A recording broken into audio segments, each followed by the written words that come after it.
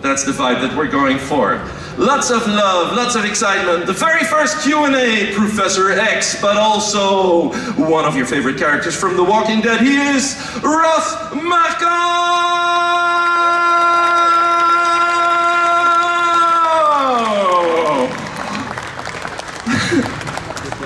A long call.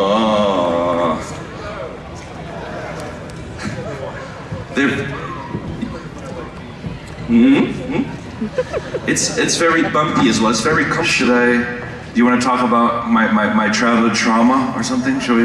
Yes, or we can make one. It all started when I was 5 years old. And how is everyone? It's good? Yeah? Good? They're all quite awake and responsive. Yeah, we're all still waking up, I know. It's Sunday at 10:30, yeah. They're alive. One of the obvious questions probably is, by having acted in The Walking Dead for so long, did you pick up any useful techniques just in case that, or what would you say is the best way to stay alive whilst being in a zombie apocalypse? I mean, what's the core thought?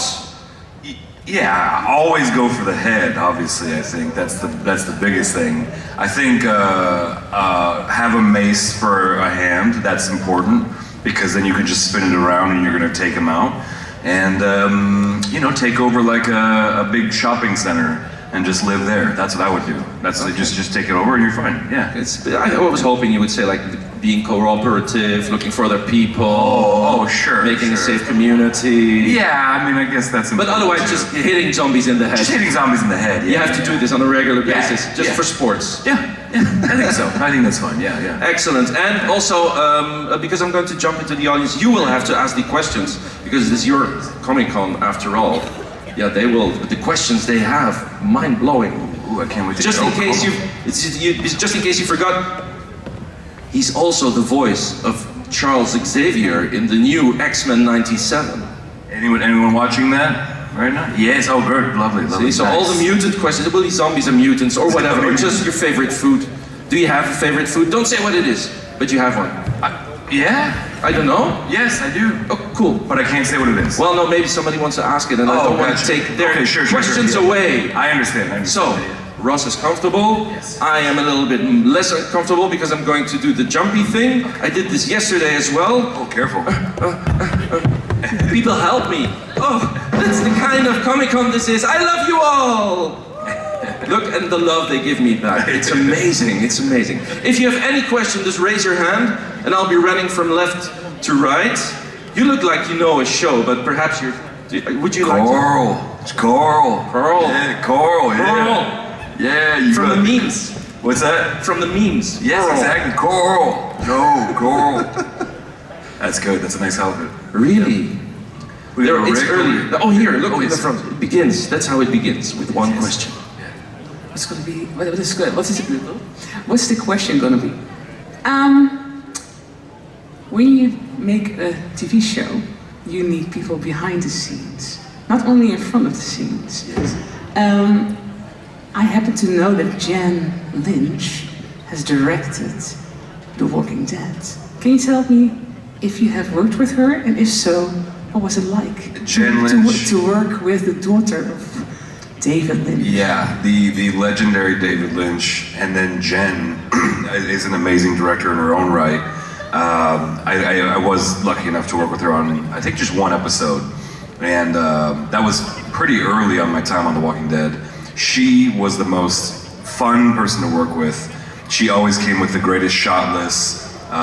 We knew that whenever she was directing something, we were going to finish several days early because she just came so prepared. But we've been very lucky. We've been very spoiled on that show to work with great directors over and over again. But yeah, I mean, I'm assuming you know her work, but yeah, she's literally one of the best directors working in Hollywood today. So we got very lucky with her. Yeah. That's a great question, yeah. Very specific, too. That's a very great question, yeah. Yeah, we thought we would start with something general. No, boom! Right, like boom, yeah, we'll go right for the jugular. Do you remember that day? Exactly. That was like 8 years ago, but that's, amazing, yeah. 8 years already. Yeah. I think, 8 or 9. Oh, I thought you said you did something with your hand. You did something. You want to ask? I'll come to you. Girl. How was it to step in the shoes of Hugo Weaving as Red Skull? Oh man, that was one of the craziest days of my life when I got the call, because they didn't tell me what the project was.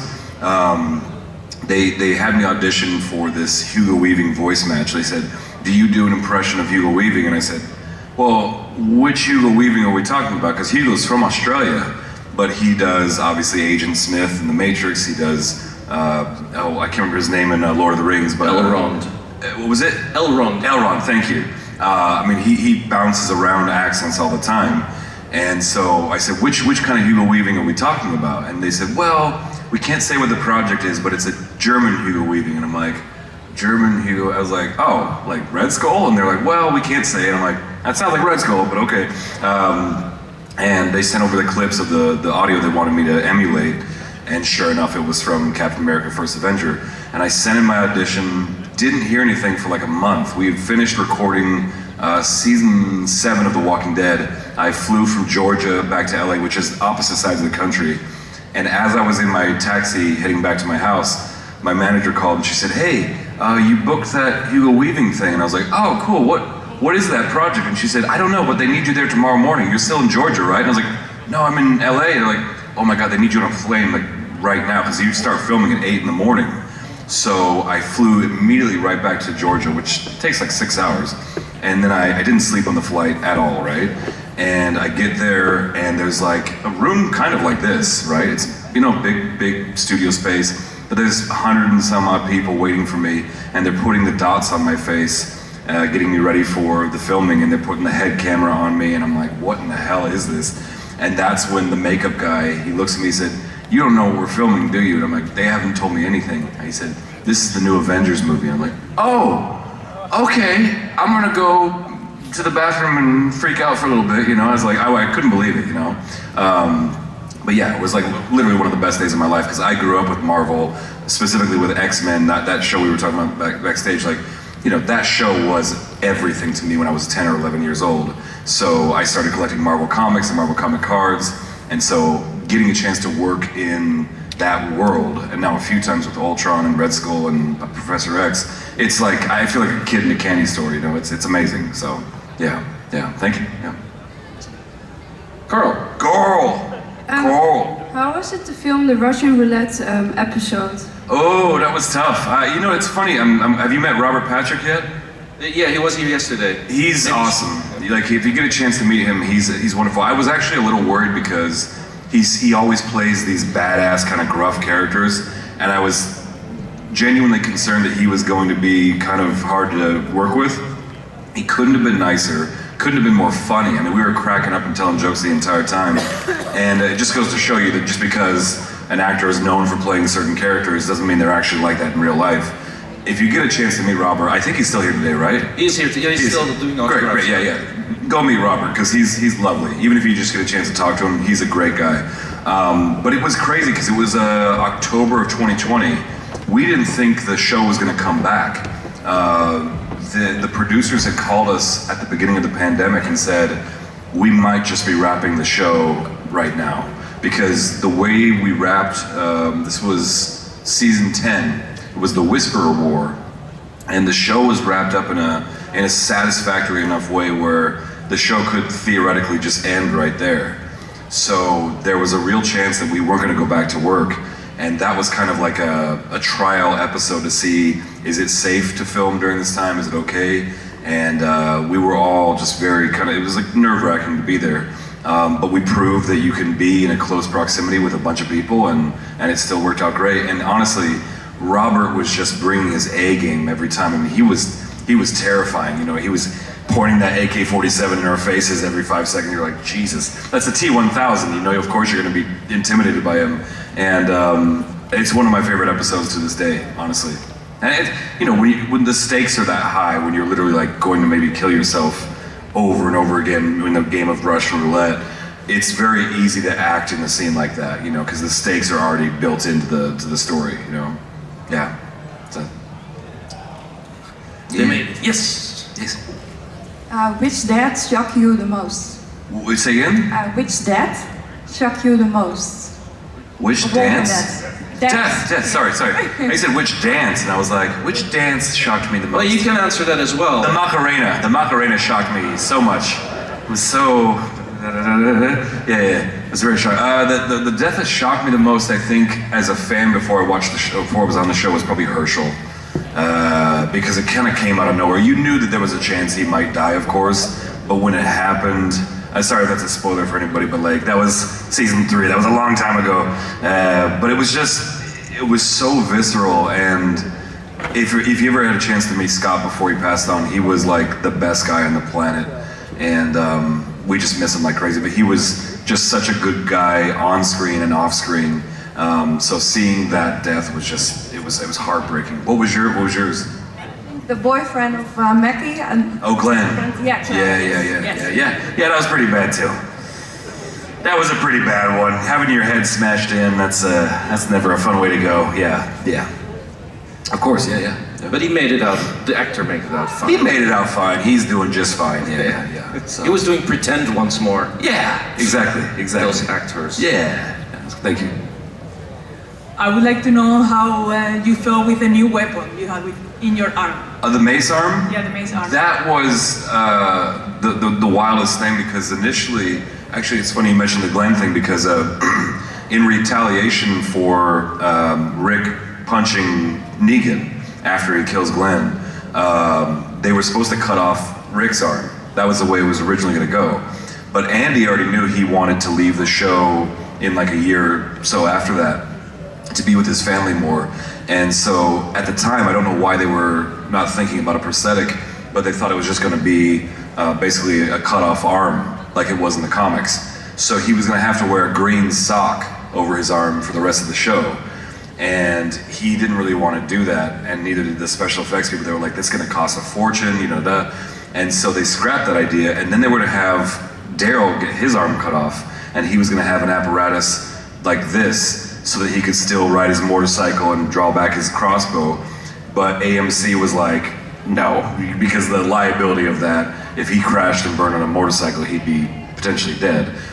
So they scrapped that idea, and then a year after, the showrunner asked me if they'd be willing to cut my arm off, and I was like, yeah, that'd be awesome. So they dipped my hand in this weird like epoxy goo for 30 minutes. It was in like a bucket of goo for like 30 minutes, and then it hardens, they crack it open, they put it back in the thing, and then fill it up with new epoxy, and they're able to build basically the arm around my real specification, like my arm, right?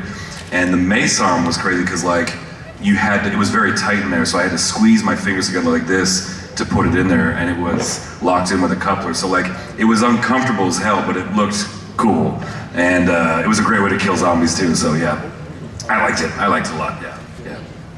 So many creative ways to... It's interesting to hear then that like the mace hand is an idea for one character and then passes on to somebody where it's transformed and then not decided. Well, the mace arm was never going to be for Rick or Daryl, but that was an idea that Greg and I kicked around, the executive producer of the show, because we wanted to have like a bunch of different connections. There was going to be like a sword one. I wanted to have like a Swiss Army arm basically, and he was like, "Calm down, dude." But it's like we settled on the mace arm, and that was cool. So I liked it. Yeah. Just swapping out arms and utensils. Exactly. Like He-Man, exactly, like the He-Man character. I'm now a spoon. MacGyver arm, exactly. The MacGyver arm. Yeah, exactly. Richard's here. He'll work on it. Yeah. Oh. Oh, nice. What is your favorite food? Ooh, we have some hard-hitting questions in here today. I love Greek food because I have a Greek yaya, Stella, who make the best pistachio and baklava. I had some really good baklava last night too, but I'd say Greek food more than anything. What about you? For sure, pasta carbonara.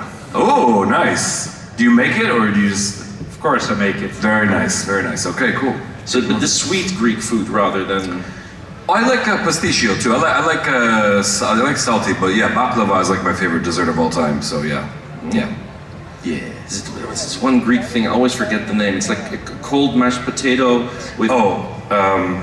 with garlic, obviously, in it. It's called. Oh my God.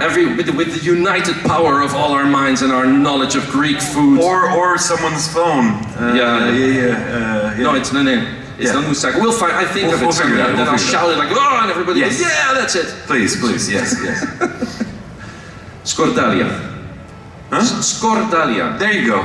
Yeah. And everybody goes, yay, that's it. Yeah. Wow, excellent. How did you end up with X-Men '97 then, with the new series? So that was crazy. It was about 3 years ago they auditioned me for that because they knew I had done obviously Red Skull and Ultron, and they had said, do you do a Professor X? And I said, I've never even thought about that. I'd never tried.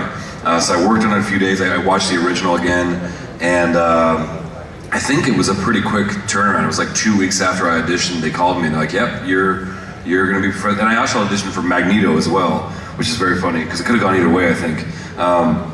And I was so thrilled because Charles has such an iconic voice on the original series. It's this very nasally, no, you must understand, like he has this very unique voice that only Cedric Smith has. Like I think Cedric's a Canadian but has like a mid-Atlantic voice, and getting to emulate that voice was a real challenge, but it was, once I finally clicked in, I was like, I think that's it, and it made me so happy. I felt like a kid again when I was watching the series when I was 10, so it was like the best day of my life when I got that job. Yeah, just to train it, you'd go into the bakery and order it with Charles's voice. Yeah, exactly, yeah.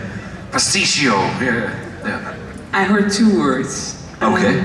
Ultron and Avengers. Yes. Then I think Joss Whedon. And what is he like as a director? Oh, I've never met him. No, because Joss directed the first 2 Avengers. I worked with the Russo brothers. The Russo brothers are fantastic.